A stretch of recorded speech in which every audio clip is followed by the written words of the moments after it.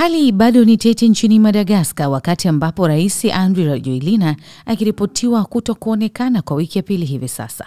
Kulingana na ripoti za kimataifa, waziri wa usalama wa umma wa nchi hiyo alisema siku ya Jumatatu kuwa hajui rais alipo na kwamba ofisi ya rais hii leo Jumatatu Oktoba 13 kwenye ukurasa wa Facebook iliandika na kubainisha kwamba rais huyo atahutubia wananchi wa Madagascar jioni ya leo.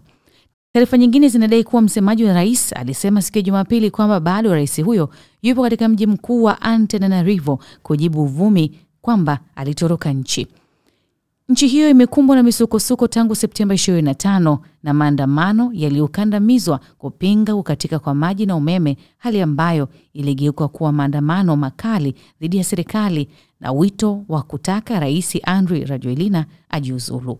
Rais huyo wa Madagascar hajazungumza hadharani tangu kikosi cha jeshi cha Capsat kitangaze hadharani kuunga mkono maandamano ya raia Jumamosi asubuhi na kutaka kuchukua madaraka. Capsat ilisema mwishoni mwa juma kuwa ilijaribu kuchukua mamlaka ya kijeshi na kumteua mkuu mpya wa jeshi, na siku ya Jumatatu kikundi cha wanajeshi wanaounga mkono maandamano hayo waliingia barabarani na kuchukua udhibiti wa Gendarmerie katika hafla rasmi mbele ya maafisa wakuu wa serikali. Hii ni kulingana na Reuters.